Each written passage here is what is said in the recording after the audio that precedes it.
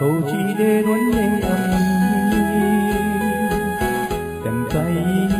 em không để tay hoa hi để xin mai hi để đành hồ quỳ em thiếu tên nhà phiêu thằng chiều qua ấy đến để âm mi cầm tay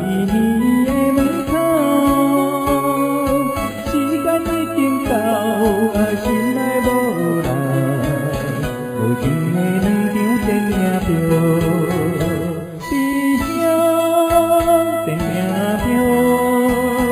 mơ bé đi trẻ đi chiều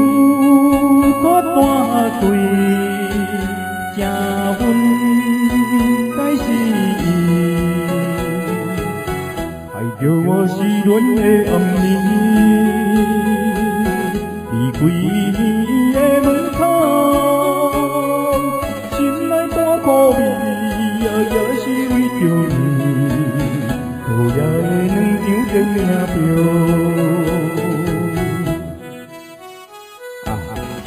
對9點10點也已經過去你無你根本是袂記還是看我thân thương hàng có bộ kỹ đấy bộ lộ yên anh thì thì hơi phò là đi xa tình nhà phiêu mơ bé đi chạy đi u có toa quỳ cha hun cái gì chim chim siêu bố tê âm ly chừng chừng đi quy tên nhà quê cầm chỉ đi quê kỳ